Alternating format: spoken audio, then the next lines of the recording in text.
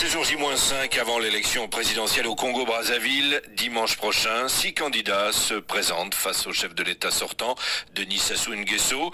Parmi ces candidats, il y a l'ancien ministre des Finances, Mathias Dzon. Pourquoi pense-t-il que tout n'est pas joué d'avance et quelles seront ses priorités s'il est élu? En ligne de Brazzaville, le candidat de l'ARD, l'Alliance pour la République et la démocratie, répond aux questions de Christophe Boisbouvier. Mathias Dzon, bonjour. Bonjour.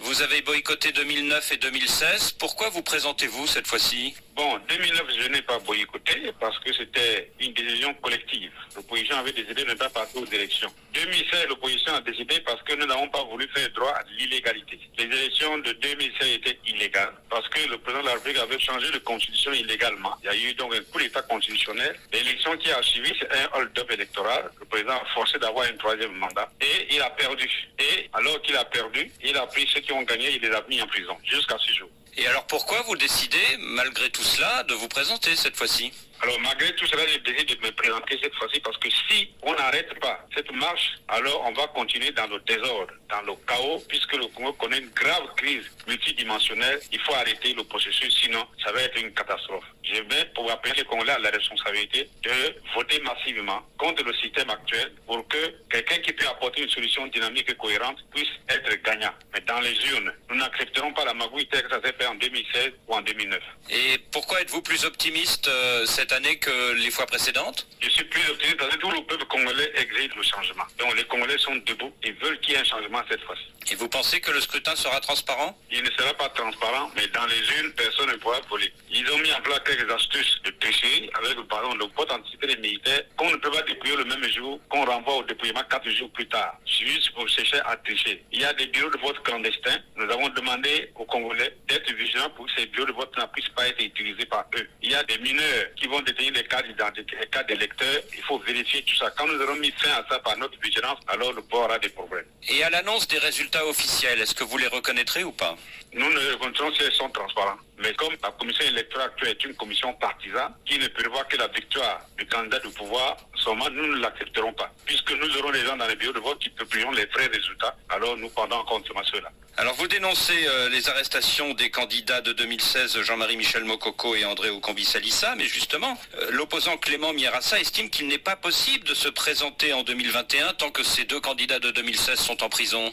Ça, c'est son point de vue. Ça ne engage que lui-même. Et qu'est-ce que vous avez à dire par rapport à ces deux candidats de 2016 qui sont aujourd'hui en prison? J'ai toujours demandé leur libération, sans condition, parce qu'ils n'ont commis aucune faute. On ne peut pas emprisonner quelqu'un pour délit d'opinion. J'ai toujours demandé leur libération. Et j'ai décidé, si je suis élu, la première décision, ce sera de les mettre dehors, qu'ils sortent de leur prison, parce qu'ils n'ont commis aucun crime. Vous avez été ministre des Finances du président Sassou Nguesso. Pourquoi êtes-vous candidat contre lui à présent? Je n'ai pas été ministre des Finances du président Sassou. J'ai été ministre des Finances au temps où il était président de la transition. C'est tout à fait différent. Alors, je me présente contre lui aujourd'hui. Ça a toujours été ma position de changer de politique dans ce pays-là. Même quand nous étions dans un même groupe politique qui l'appelait les Forces démocratiques unies, nos lignes politiques divergeaient. C'est pour ça qu'on s'est séparés très vite. Le candidat Denis Sassou Nguesso prône la diversification de l'économie. N'a-t-il pas raison de vouloir réduire la dépendance de votre pays au pétrole? Mais M. Boisbouvier, ça fait 40 ans qu'il est au pouvoir. Pourquoi il ne l'a pas fait? C'est maintenant qu'il veut le faire. Pendant qu'il a vieilli, pendant qu'il ne peut plus créer quelque chose de nouveau. C'est ça là, il ne fait plus rien. Le pays est très mal géré, le pays est en train de sombrer. Il n'a rien fait depuis ces 40 ans. C'est aujourd'hui qu'il va diversifier l'économie. Il va diversifier en faisant quoi? C'est un mot qu'il avance comme ça sans savoir ce qu'il y a à mettre dedans. Il ne donne aucune solution. Ce qui est différent de moi-même. Et vous-même, justement, quelle est la différence, Mathias Dzon? Mais la différence est importante. Actuellement, l'État congolais est illiquide. Les comptes sont déficitaires, externes comme internes. Les paiements courants sont aux arrêts. Rien ne se paye dans ce pays. La dette ne fait qu'exploser. C'est ça dans les médias. Il faut rétablir la normalité en restaurant la liquidité générale de l'économie et celle de l'État et celle des établissements bancaires. C'est en ce moment qu'on peut relancer l'économie et diversifier en s'attaquant aux autres secteurs. Quels sont les autres secteurs? Au Congo, l'État s'appuie uniquement sur les mines liquides, c'est-à-dire le pétrole. Mais nous avons énormément de mines solides. Nous avons un pays agricole alors extraordinaire. Nous avons tout ce qu'il faut, tous les atouts pour développer notre pays. C'est ça qu'il faut faire. Ce n'est pas en laissant volatiliser les ressources de l'État qu'on peut le faire. Il faut créer un tel cadre technologique qui soit absolument un cadre efficient. Et vous qui avez été ministre des Finances, quelle est votre recette pour éponger l'énorme dette de votre pays?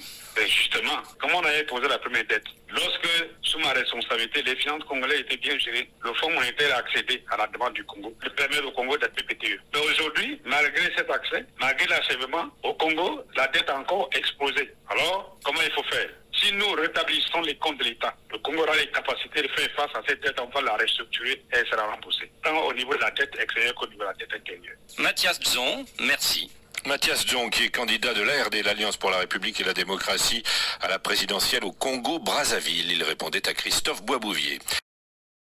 Veuillez vous abonner à votre chaîne YouTube Zoom et Focus, pour être le premier à recevoir nos nouvelles vidéos. Merci.